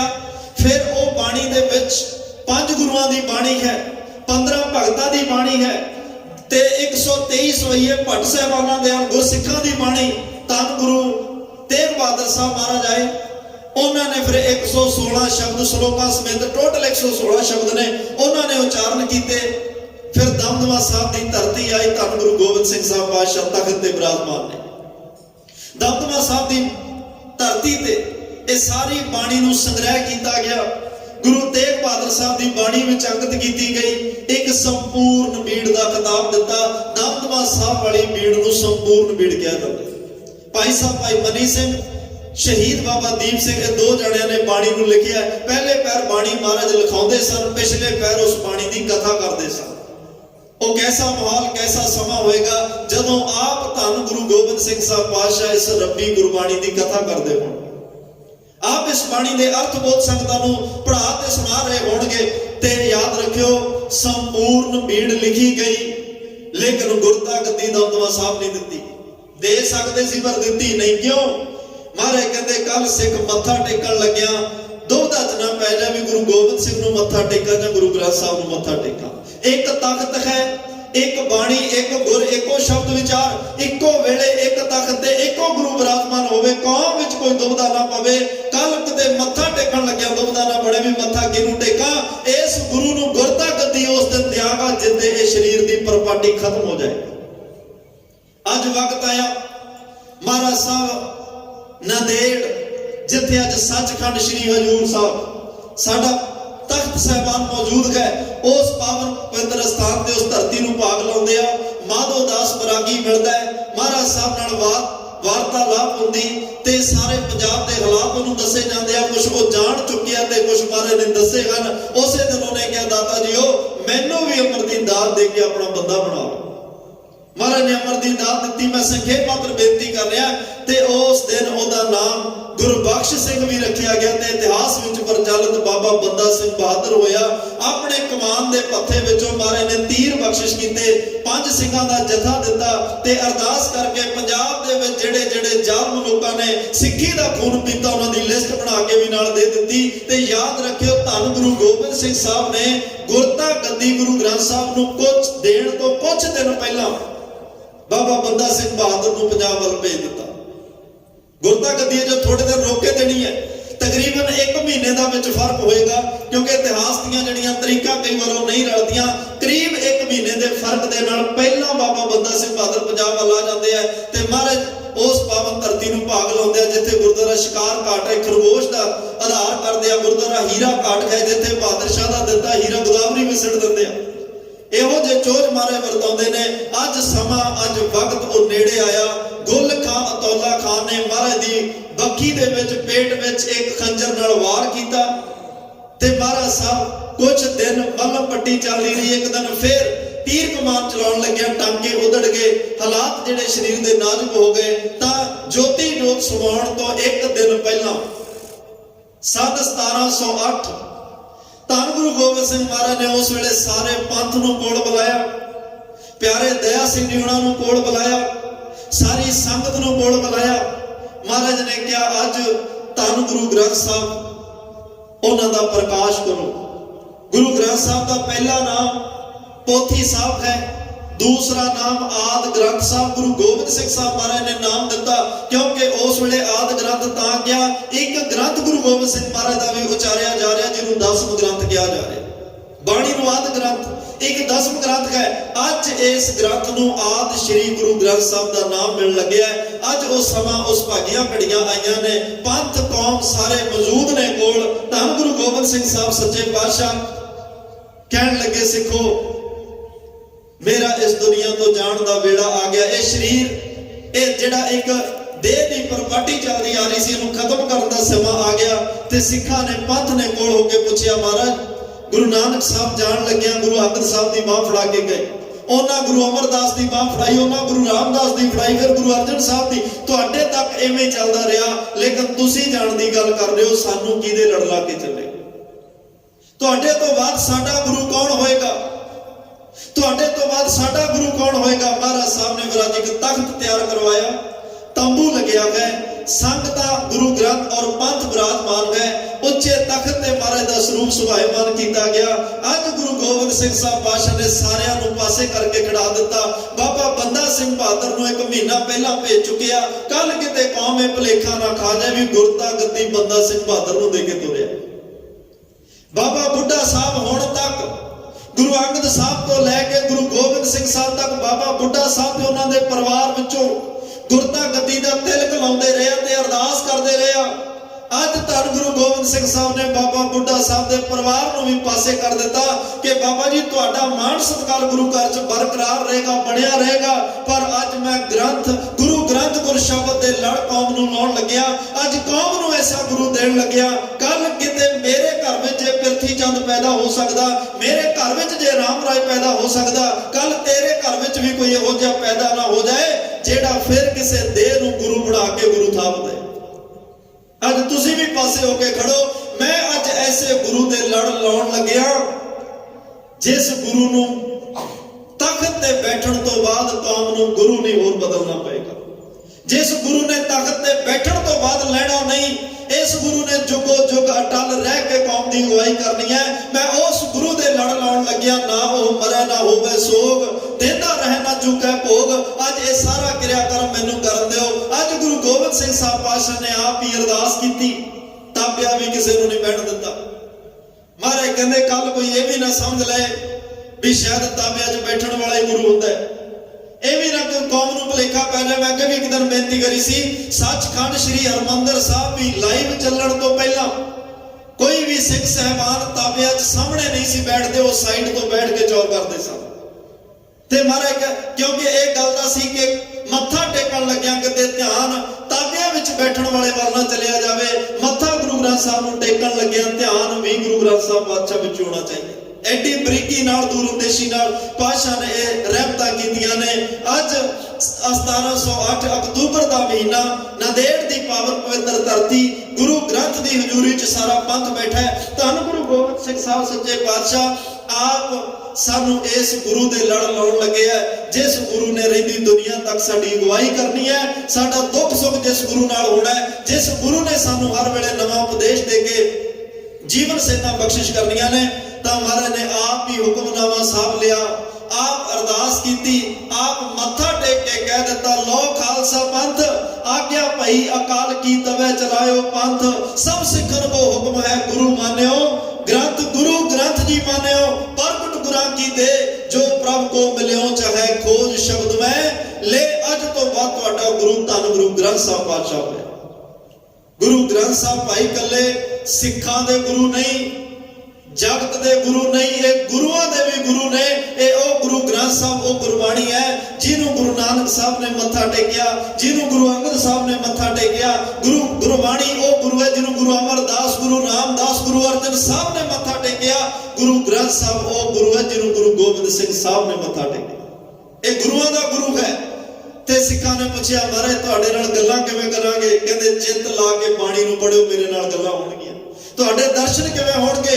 ਮਹਾਰਾਜ ਕਹਿੰਦੇ ਚਿੱਤ ਲਾ ਕੇ ਸ਼ਬਦ ਨੂੰ ਸੁਣਿਓ, ਸ਼ਬਦਾਂ ਰਾਹੀਂ ਮੇਰੇ ਦਰਸ਼ਨ ਹੋਣਗੇ, ਮੇਰੇ ਉਪਦੇਸ਼ ਰਾਹੀਂ ਤੁਹਾਨੂੰ ਦਰਸ਼ਨ ਹੋਣਗੇ। ਮਹਾਰਾਜ ਸਾਹਿਬ ਕਹਿੰਦੇ ਭਾਈ ਤੁਹਾਡਾ ਗੁਰੂ ਇਹ ਹੈ, ਮਮ ਆਗਿਆ ਸਭ ਹੀ ਸੁਨੋ, ਸਤ ਬਾਤ ਨਿਰਧਾਰਾ। ਤੇ ਮਹਾਰਾਜ ਕਹਿੰਦੇ ਗੁਰੂ ਗ੍ਰੰਥ ਸਮ ਮਾਨਿਓ, ਭੇਦ ਨਾ ਕੋ ਵਿਚਾਰਾ। ਗੁਰੂ ਗ੍ਰੰਥ ਕਲਯੁਗ ਭਇਓ ਸ਼੍ਰੀ ਗੁਰੂ, ਰੂਪ ਸਮਾਨ 10 ਪਾਤਸ਼ਾਹੀਆਂ, ਰੂਪ ਇਹ ਗੁਰੂ ਗ੍ਰੰਥ ਜੀ ਜਾਨ। ਗੁਰੂ ਦਰਸ ਜਹ ਦੇਖਣਾ ਸ਼੍ਰੀ ਗ੍ਰੰਥ ਦਰਸਾਏ, ਬਾਤ ਕਰਨ ਗੁਰੂ ਜੋ ਚਾਹੇ ਪੜ੍ਹੈ ਗ੍ਰੰਥ ਮਨ ਲਾਏ। ਗੱਲ ਸਪਸ਼ਟ ਕਰ ਗਏ ਮਹਾਰਾਜ, ਜਿਹੜਾ ਮੇਰੇ ਨਾਲ ਗੱਲਾਂ ਕਰਨੀਆਂ ਚਾਹੁੰਦਾ ਬਾਣੀ ਨੂੰ ਪੜ੍ਹ ਲੈ, ਮੇਰੇ ਨਾਲ ਗੱਲਾਂ ਕਰਦਾ ਹੋਵੇ। ਤੇ ਅੱਜ ਦੇ ਦਿਨ ਭਾਈ ਸਾਨੂੰ ਜੁਗੋ ਜੁਗ ਅਟਲ ਧੰਨ ਧੰਨ ਸਾਹਿਬ ਸ਼੍ਰੀ ਗੁਰੂ ਗ੍ਰੰਥ ਸਾਹਿਬ ਮਹਾਰਾਜ ਦੇ ਲੜ ਲਾਇਆ। ਸਾਡੇ ਗੁਰੂ ਧੰਨ ਗੁਰੂ ਗ੍ਰੰਥ ਸਾਹਿਬ ਪਾਤਸ਼ਾਹ ਬਣਾਏ, ਆਤਮਿਕ ਤੌਰ ਤੇ 10 ਪਾਤਸ਼ਾਹੀਆਂ ਗੁਰੂ ਗ੍ਰੰਥ ਸਾਹਿਬ ਵਿੱਚ ਸਮਾ ਗਿਆ। ਮੈਂ ਵੀ ਬੇਨਤੀ ਕਰਕੇ ਸਮਾਪਤੀ ਕਰਨ ਲੱਗਿਆ। ਧੰਨ ਗੁਰੂ ਨਾਨਕ ਸਾਹਿਬ ਦੇ 2 ਦਿਨ ਮਨਾਏ ਜਾਂਦੇ ਆ, 3 ਨਹੀਂ 2। ਇੱਕ ਉਹਨਾਂ ਦਾ ਪ੍ਰਕਾਸ਼ ਪੁਰਬ, ਇੱਕ ਉਹਨਾਂ ਦਾ ਜੋਤੀ ਜੋਤ ਦਿਹਾੜਾ।